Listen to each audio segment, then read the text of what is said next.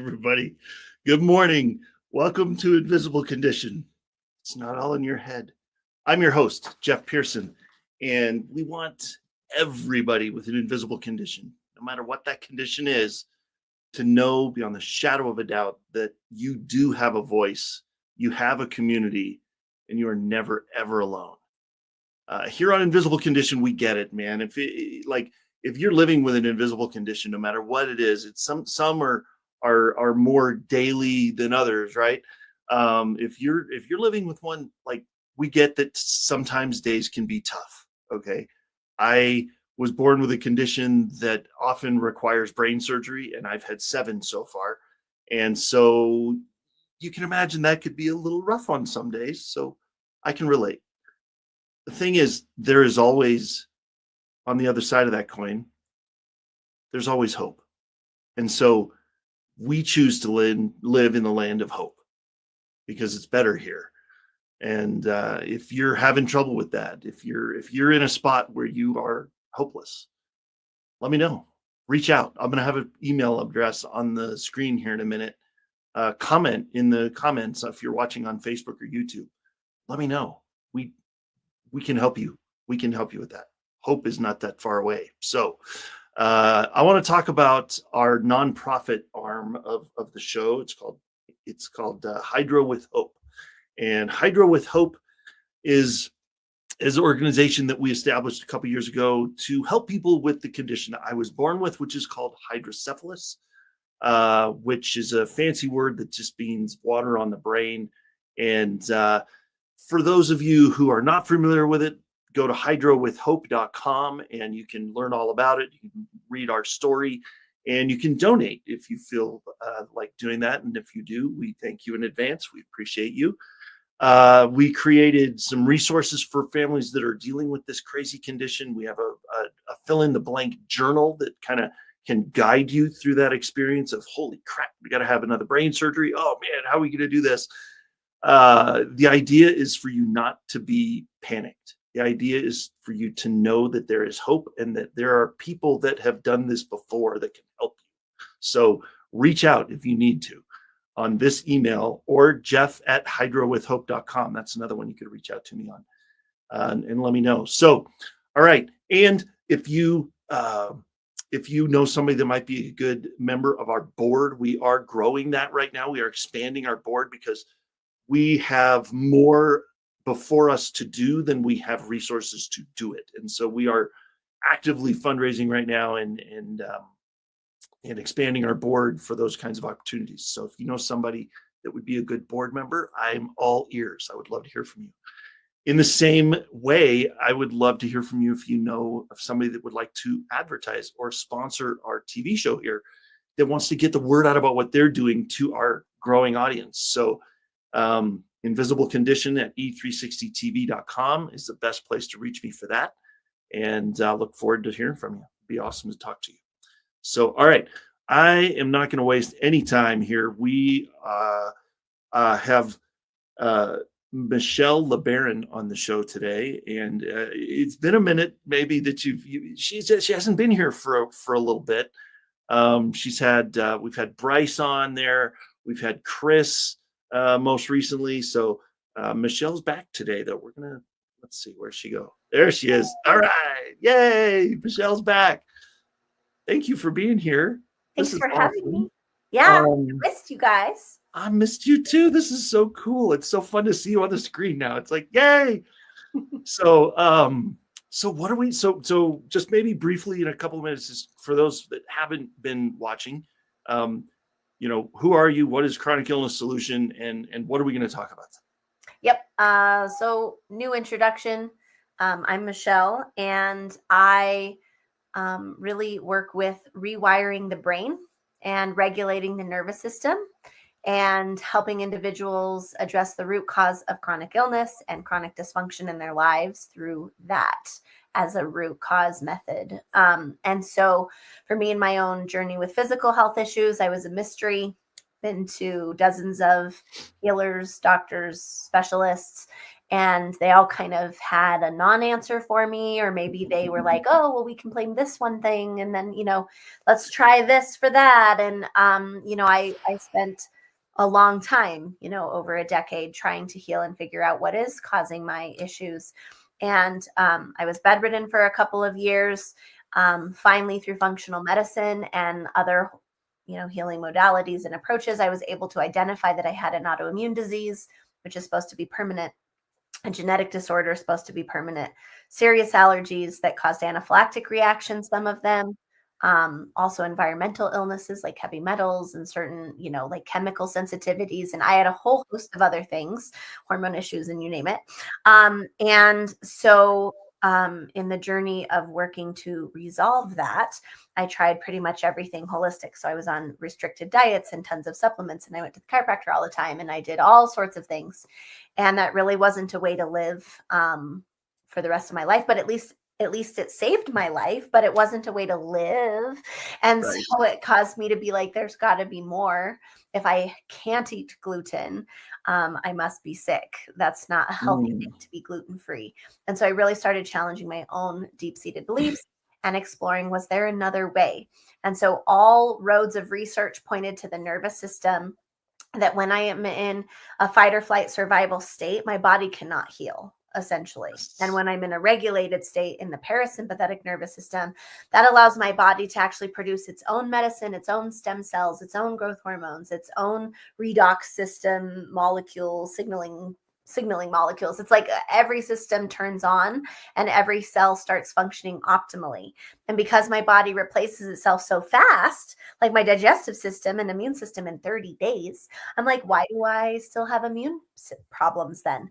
And what I learned is that it's because only if my body is in a constant state of compromised function will I not produce new healthy cells. So I'm producing a compromised digestive system if I'm in a compromised state in my nervous system. And so by getting my body into a regulated state 24/7, that's better than any of the protocols I ever did, because it's getting my body to produce its own medicine 24/7 and having my body produce brand new, healthy, fully functioning cells that are geared towards cellular regeneration and cellular repair. And so in that state, my body does heal itself.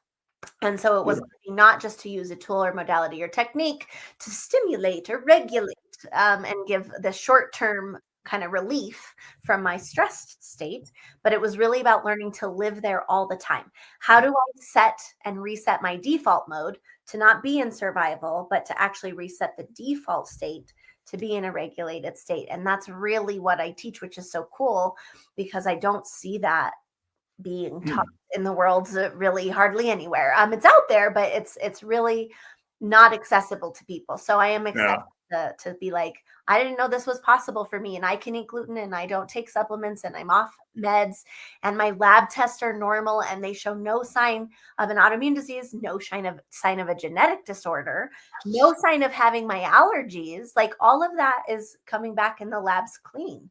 So I didn't know that was possible, and I want to share that with the world. So now we take that regulation technology and rewiring the brain, and we apply that to relationships and marriages. We apply that to our nutrition and cooking. We apply that to like our discovering our own unique gifts and talents. So we have a few other ways that we apply that. But the primary one I focus on for myself that I teach is chronic illness solution and our chronic illness health process that we take. Nice. I love it. And and all the other aspects are equally as important, because you've got to, if your body is regulated, but your marriage is off, that can almost cause you to be dysregulated again in your body, because you start worrying, you start freaking out. It's a whole life type of thing, not just a your own system. So I love that you've expanded into all that. It's awesome. Yes. Well, and because it's like people wanted to come work with us, but they didn't have a chronic disease. Right. So like, well, but can I learn too? So we found some ways that, no, you don't have to be sick. Sure. Yes, you can learn ways, and you can work in different areas of life. So that's been really cool. And today's topic, I actually want to talk about the nervous system. Surprise. And I want to talk about how it's our nervous system that actually colors our view of life. And what we are taught in society is actually the opposite view, that our view and experience of life is what our nervous system is reacting to. And so we're going to kind of flip some things around just to hopefully expand our awareness and our perspective to think about things in a little bit different way. Nice. So that's amazing. I love it. So what are some of the things, what's maybe the first one that you want to debunk, like the world says this, but that's not true. We're going to tell you the truth on that. Right. Well, I hear it all the time. It's like, I went through this trauma, and so therefore my nervous system is stuck in a state. Or it's like, well, I can't regulate because my job is so stressful, or because this thing happened in my life. So I'm finding that I'm sorry, trigger warning for usually my videos with you have many trigger warnings. The way that we are viewing typically the nervous system and regulating our nervous system and healing is from a victim perspective, which actually comes from a survival paradigm. I might need to say that again, though. So lots of words. The way that we're viewing our health journey and our nervous system regulation journey is often from a victim paradigm, from a survival paradigm. So from being in a dysregulated survival state, we are thinking this is how I must need to regulate myself. But we can't see a bigger perspective because we are inside of the tunnel vision of being dysregulated. Right. So the things that we try to do to heal and to regulate, we might feel like we're making progress, but we're really just it's like we're in a hamster wheel of being dysregulated. And yeah, you have thoughts on that? Well, no, it's almost like you feel like you're accomplishing something because you're going to the chiropractor, because you're taking the supplements, because you're doing the therapies, and people in the general population that are in those therapies because they feel like, because that's what they've been told to do to fix whatever they're suffering from, but it's really just putting off the inevitable, and your body is still suffering. They just don't feel it. Right. And so, I totally, it's just a different way of thinking about it. That's all. Yeah. It is. Yeah. Yeah. And it's like, okay, I can't be regulated. I can't be regulated until this outside thing in my life gets addressed, or I can't be regulated until my trauma is healed. Like this is the thought process that starts coming forth from this victim perspective, that we don't intend to be victims. No. It's a very deeply ingrained unconscious thing that is part of us being dysregulated. So then we think, well, I can't be regulated if I have a physical health issue, because it's the pain, let's say chronic pain, right? It's my chronic pain and inflammation that's causing me to be dysregulated. So we almost are blaming being dysregulated in our nervous system's inability to instruct our body to heal itself. We're blaming our nervous system, that our nervous system can't do that because of all these things. And we're flipping that on its head by saying, no, when you are regulated, all of those things will actually change. And so we are the ones that control our nervous system. It is not everything outside of us. It is not our past. It is not our worries about the future. Like, it is literally our nervous system that is giving us our experience of those things. So if I am in a dysregulated state, I am going to experience the memories of my trauma and the triggers of trauma in a different way. I'm going to experience my job through a lens of dysregulation and survival mode. So I will feel and experience way more stress than if I'm in a regulated state. So it's almost like our nervous system is the pair of glasses we're wearing. The state that our nervous system is in is our pair of glasses. And that is actually what's giving us our experiences of everything. And so instead of saying, I can't regulate until this happens, we're saying the first thing you need to do is regulate, because your experience of every part of your life will change. And you're the one that controls your nervous system. And you might not know how to do that, but that's Right. the invitation, is to learn. And Yeah. when we always see from a regulated state or a more conscious, a more self-aware state, someone once told me, there's always a higher perspective. There's always a higher point of view, right? So that always inspires me. There's no arriving. It's like, well, what's the higher view than where I was? Well, what's the higher view? Well, what's that? I'm always learning and growing. And so when we can see things from a higher perspective, a bigger perspective, we always experience the facts of it differently. And this is different than I know there's probably people out there thinking this, so I'm just gonna say it out loud. And by the way, no matter where you're watching from, thank you for being here. If you have something that, like, if we say something or Michelle says something that like blows your mind or makes you mad or makes you question something you've learned your whole life, put the comment in Facebook or the comments on Facebook or YouTube. The Facebook. How old am I? Good Lord. Put the comment on Facebook or YouTube, and we'll address it. So, but one of the things that when you were talking, the only thing that kept popping into my mind is NLP, right? Like neuro linguistic programming, like, and so many people are like, that's the buzzword nowadays. It's like NLP, you can cure anything with NLP, and it's almost like, I mean, it's helpful. It can be helpful. It's a piece, maybe it might be a piece of it, but have you run into that before? Like, oh, well, I do this, and so that doesn't affect me anymore, but they're still sick, so it must. Right. How is that different than what you're doing? Like, Yep. I'm so glad you asked that. I did plan on going this direction, so it'll be perfect for after the break. But I love your question, because talking about the nervous system is becoming more popular today. Mm-hmm. And so I'm going to be talking about, in this portion, probably after the commercial break, what is the difference between regulating your nervous system and calibrating your nervous system? Because I think there is a difference, and most of us are we're hearing terminology around regulating, but we're thinking of all these tools, techniques, and modalities like NLP or heart math or, deep breathing or somatic release. It's like, so then what is this that isn't that? So we have had a lot of people have already tried NLP. It did not get them fully healthy.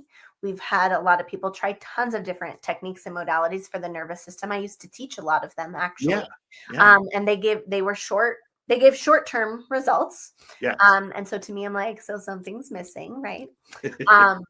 So the difference is, I think when we're talking about illness, it is what you said. If you are not fully healthy, meaning your body doesn't have symptoms and you don't need symptom management tools, techniques, modalities, supplements, whatever, that's fully healthy. So I have the ability, I don't have ongoing symptoms. If I flare up at this point, it might be a couple times a year, maybe.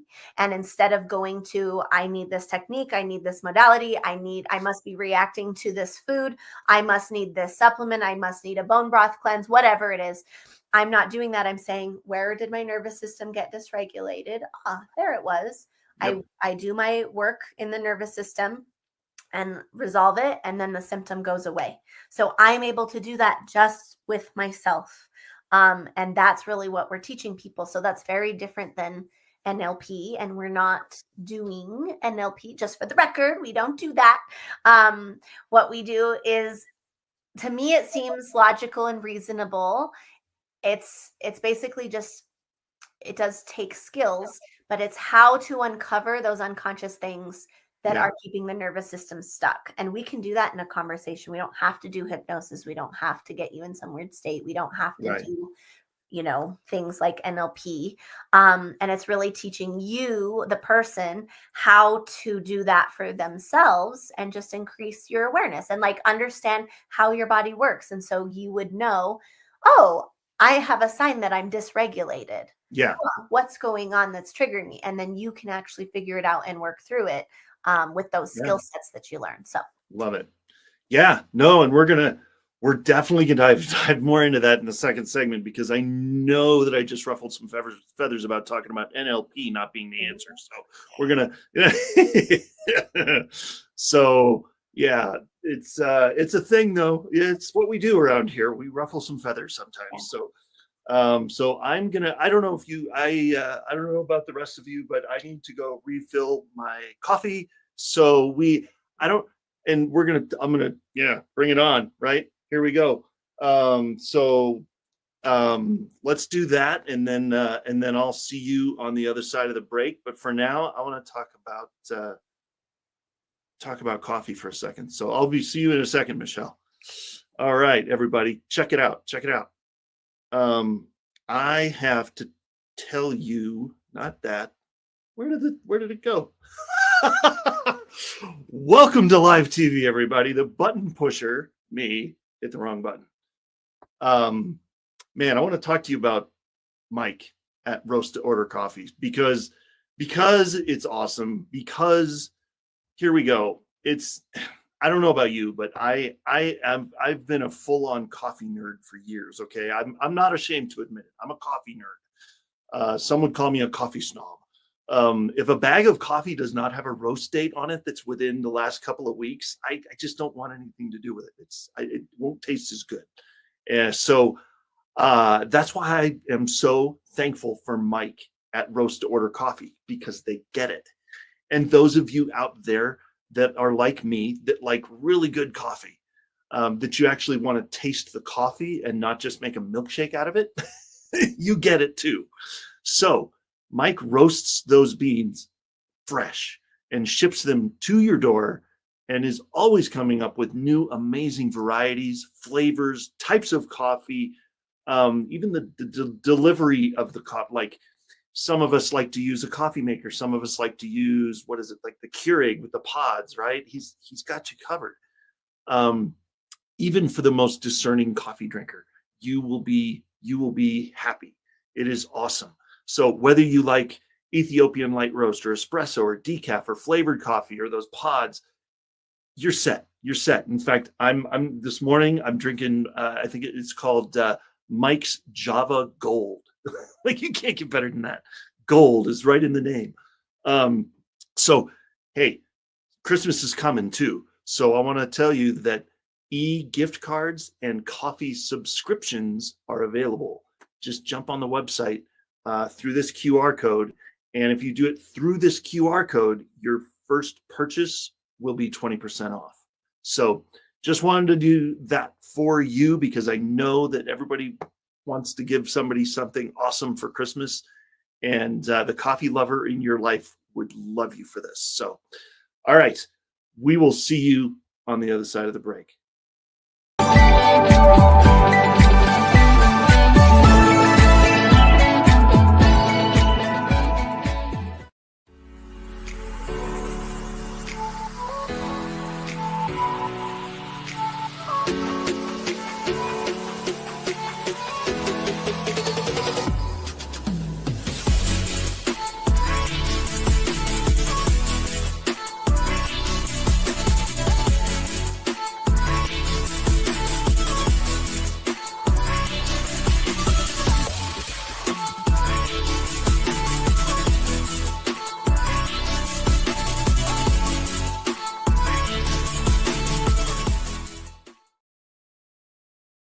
Are you being priced out of healthcare? Tired of the prices skyrocketing and having to go to doctors dictated by a network? We feel your pain and have the solution, a nonprofit approach that is ethical and affordable. Take a moment to learn about a way that works better and feels better than health insurance.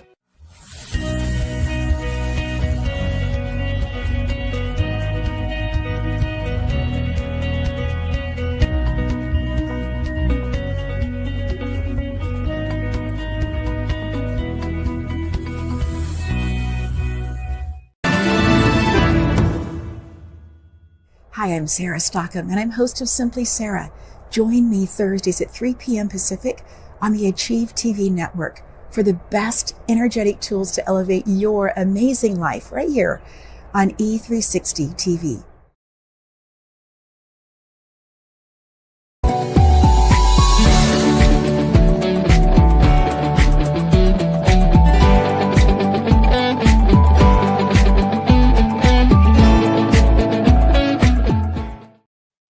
right. Welcome back, everybody. We're here. We're talking about some crazy stuff by some people's standards. I'm good, man. This is a great refresher for me. But I know that we said something before the break that may have made people go, wait, what? What are you talking about? And that was that NLP may not be the answer Yeah. to regulating your nervous system and getting rid of conditions that you don't want to be living with, that are not lifelong, by the way. Yeah. They can be regulated. So yeah, let's keep going. True story. I know. And it's interesting. We are also slowly, gently, hopefully, maybe not so gentle, pointing out that the way that we view our healing journeys and even the nervous system itself and how that influences our life, we view it from a flipped perspective. And we really have a lot of victim narratives that we don't even realize. Like our whole society is built on a survival paradigm.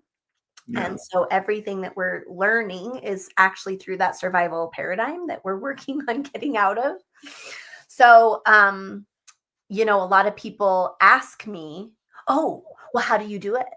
Well, what are your modalities? Well, what are the tools? Well, what are the techniques? And I'm like, we don't have any, which sounds nuts because yes, there is a process. I've done this for many years. I think about 16. And so we've developed our processes over that time and refined them and seen what works and what doesn't and seen how to get results faster. And you know what I mean? The more people you work with, the better your skill sets are. And the more you live it in your own experience, the more you learn. And so it really, yes, there's a journey. Yes, there are skills to learn, but it's not a modality or technique, because the thing is, when it is limited to a modality or technique, that's why we have that it works for some, but not for others. And that I never liked that. It's like, oh, it's 80% effective. Well, why doesn't it work for the other 20? And then nobody knows. And so for a long time, many, many years, I've been talking about how healing is an iterative process, meaning you assess, you address, and then you reassess. So, and you continue until the results are achieved. We know that in the nervous system nervous system work that we do, it's about a 4 to 6 month journey, but we say like, expect up to 9, depending on how you're choosing to go through things. And it's a little different. And I've seen people go, do this work in as fast as 10 weeks, which is still the record. Wow. Yes. Wow. Yeah. I'm like, wow, you even beat me. I'm just so impressed. That was not my experience. Yeah. 10 weeks. Woo. Yeah. But it's just, when we limit it to the technique or modality being the focus, we lose the individuality and the customization for what we need. So that might be a part of the journey. That's what you're saying. Well, maybe that might be a good tool or might be a part of the stepping stone, but we need something that encompasses the big picture for people. And that's really what we're working to teach, is that big picture, to help people see not from the narrow scope, but from a much bigger scope. So let's talk about that. It's like regulating the nervous system versus maybe a different language, like calibrating the nervous system. Okay. So what's the difference? Yes, most people think of regulating the nervous system with a tool, technique, or modality, that I can get into the parasympathetic. I can regulate my nervous system by deep breathing, by grounding, by getting a massage, by gargling to stimulate the vagus nerve, by all these other ways, right? But an NLP is a regulation that does regulate the nervous system.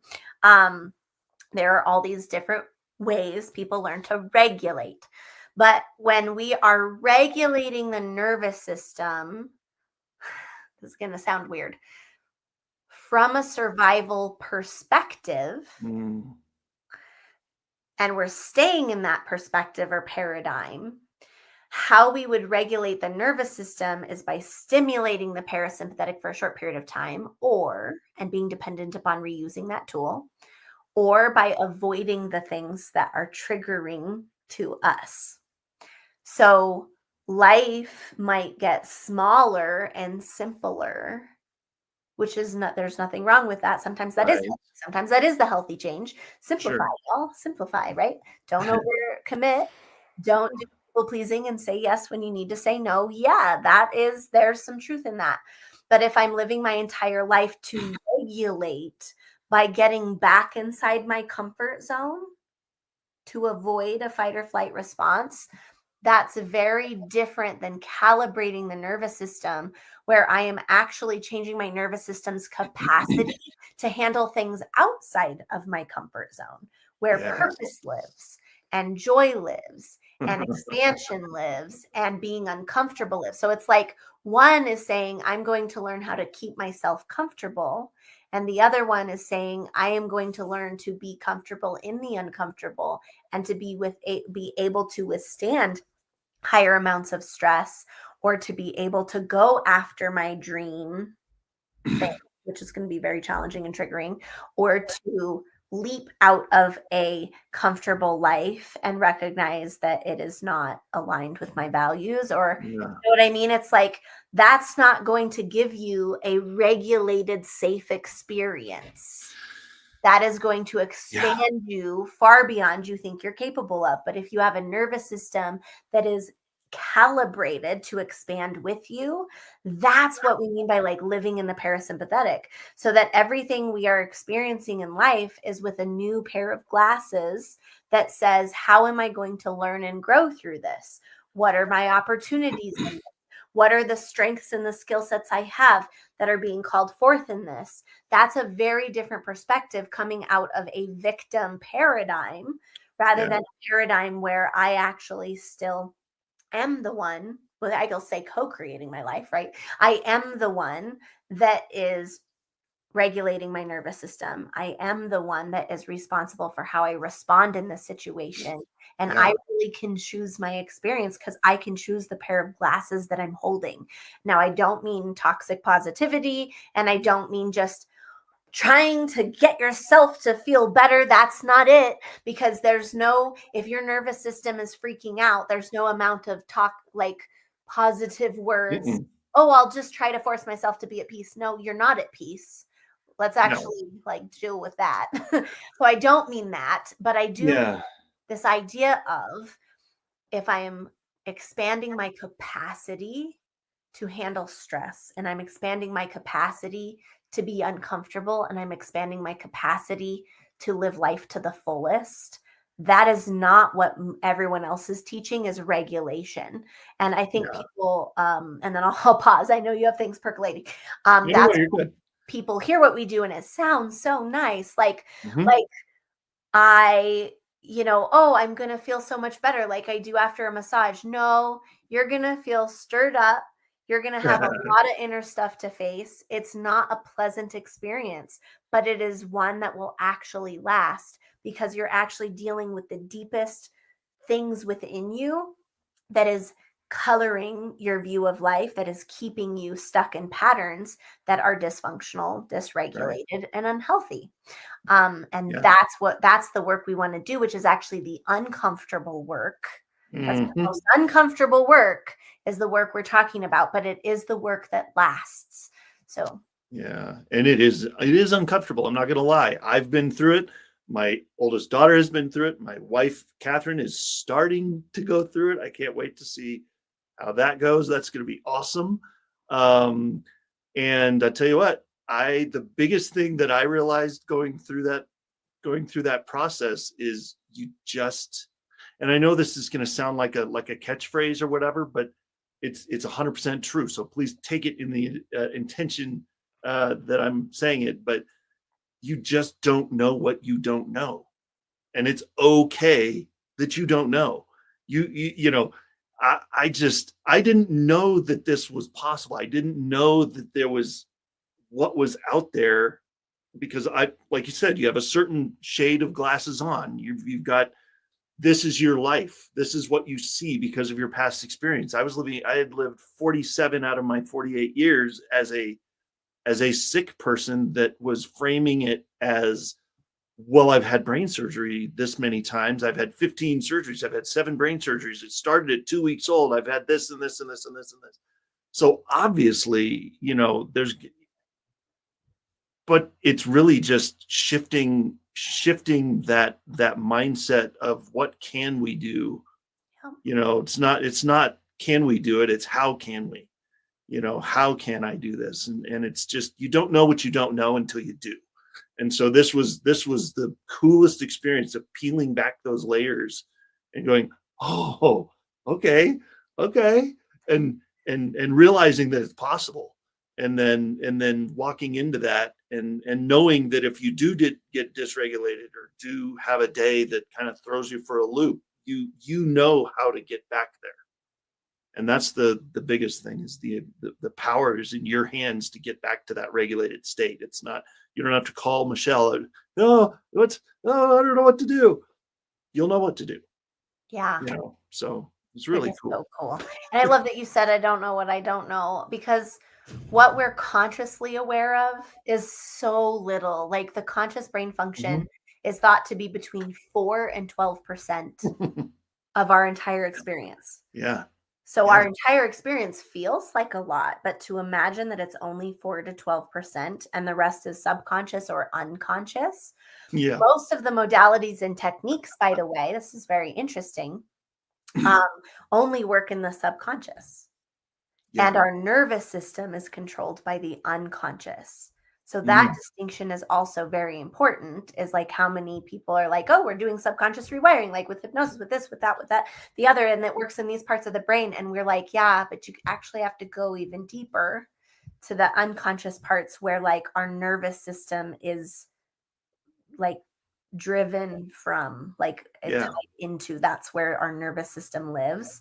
So a lot of people that we work with, they're not new to personal development, to therapy, to these other techniques and modalities. They have already been using them, and that has gotten them to a certain place where they would be ready to go to the deeper unconscious things. And to speak to I don't know what I don't know, is we know what we know and we know what we don't know. And that's what most people are working inside of, is to just acquire more knowledge or to learn what's still only in the scope of what they know, which is that 4 to 12%. So we have to go into that almost 90% subconscious, unconscious, where that is what's driving our perspectives, our automatic thoughts. We think we're thinking, but really it's coming from those deeper seated beliefs and those our past experiences and what we made those mean, and our survival program lenses that we don't even know we're looking through.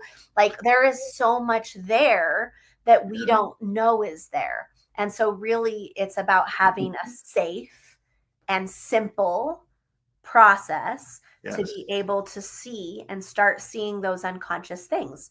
And we don't take the big scary stuff. We don't dive into the big traumas. We start really simple and really gentle with like things that are just approachable, little itty bitty things throughout our day that we're already interacting with, that we can change how we interact. And that affects us so deeply that we start to change those things. I've heard from some amazing trauma therapists as well that you don't need to do trauma work when your nervous system's regulated. Yes. You only need to do trauma work when you're in a dysregulated state. So it's like, well, actually, if we regulate you, your body will already unwind, and detox those emotions, and you'll just have a really gentle process of processing through the stuff. But you'll be in a regulated space that it's not going to be super traumatic either. So when we start thinking of how a calibrated nervous system really changes our experience of everything, we start seeing that really is the core root of everything. So I love that you said, I don't know that I don't know, because if we're working in that realm, what you don't even know, you don't know, that's where the true lasting transformation takes place. And that's the key, is accessing that. Exactly. I don't know what I started chuckling because for some reason, and you have a young child, so you'll know this movie. For those of you that have seen Horton, Here's a Who, right? With Jim Carrey as the elephant and all that, right? So hilarious movie. Absolutely love that movie.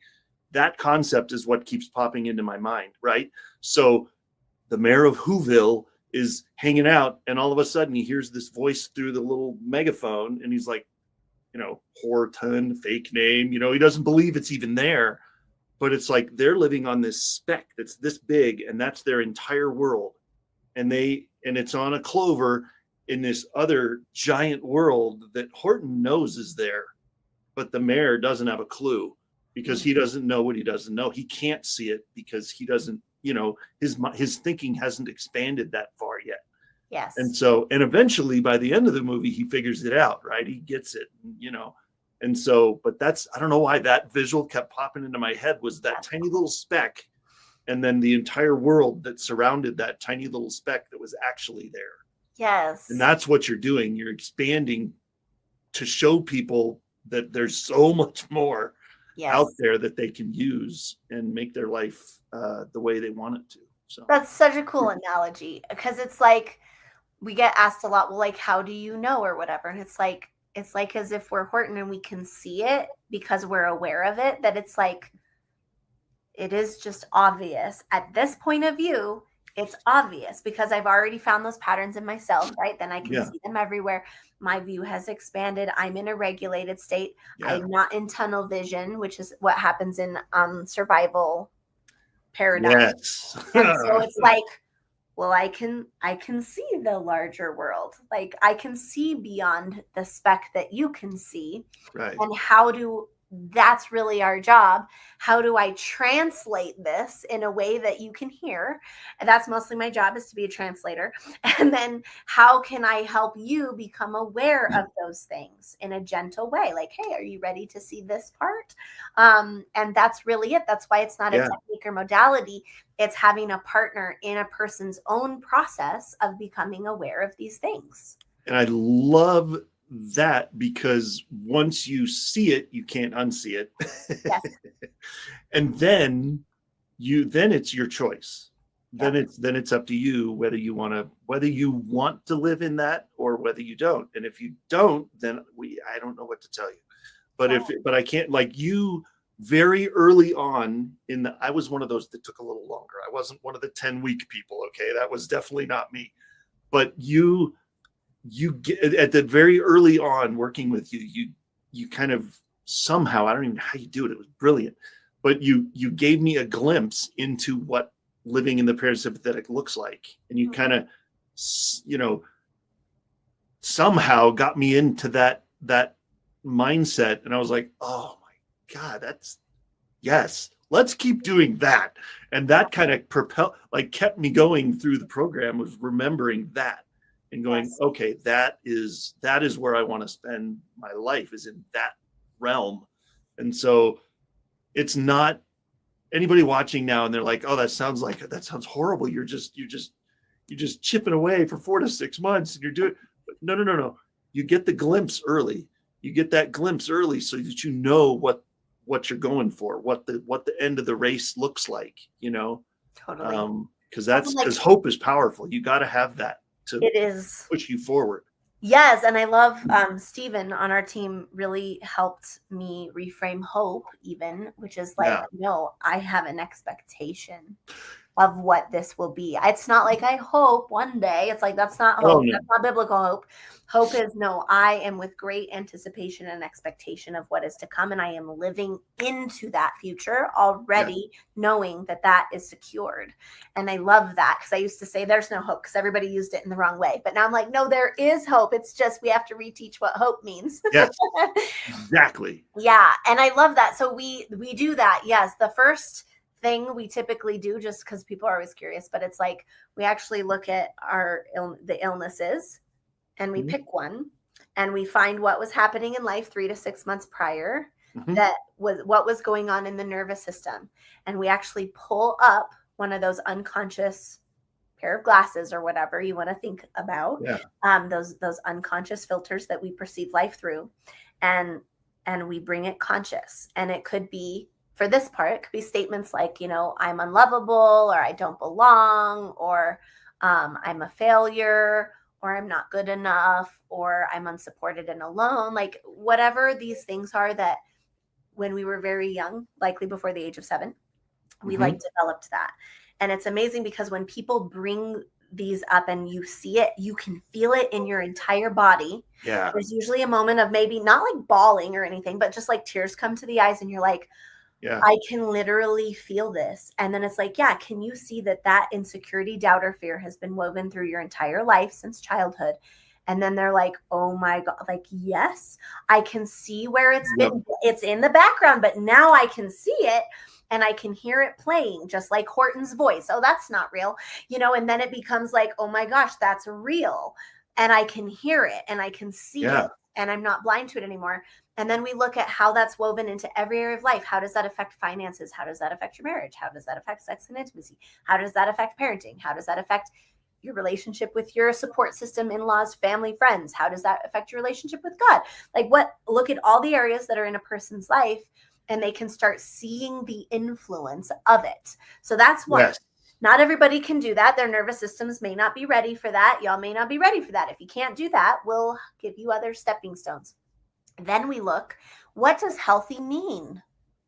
It's so much more than just symptom free. Yes. It is how do I approach my life and myself from a healthy place? Like I treat myself like I treat someone I respect and honor and cherish, that I make a priority, right? Like we often treat ourselves worse than we treat anyone else. And so what does it mean to be healthy? What does life look like without our insecurities, doubts, and fears shading everything that we see? And all the ways we've adapted and coped with that dynamic, and bring our traumas in and our childhood stuff in and have the voice of our narcissistic parent in our head, or like whatever it is, right? Yeah. And we look at how are we unhealthy in the bigger picture. And then we do what you were talking about, which is really connecting with what would it feel like to be that healthy person? Yeah. And we have you close your eyes and we have you imagine plopping into that person's body, right, in 6 months, and what that would look like. And if you opened your eyes, what would you see? And you guys can do this. It's like, after I tell you this, like, do it. What do my hands look like in that? What would I be doing? What would I be thinking? How would my body feel? What clothes would I be wearing? Like, you start exploring just how all that would change. And actually, it's very cool because as your body is visualizing it, you're dropping into the parasympathetic. You're actually regulating. Yep. Your nervous system is receiving that information and responding accordingly. And what everybody starts describing towards the end of this, it could be like less than 10 minutes, right? Very short, very simple. And everybody starts saying the same things. Yep. That's how we know you're in the parasympathetic, because you all describe it the same exact way, which is the way we feel. Yeah. And so I know you're in it because that's how it feels for me. And so after really experiencing this in your body and seeing the ripple effects in your life and feeling that, it's like, wow, could you imagine staying in this state of your body and living life from that lens? And most people can't imagine that. But that's so powerful. And that is where you have a choice.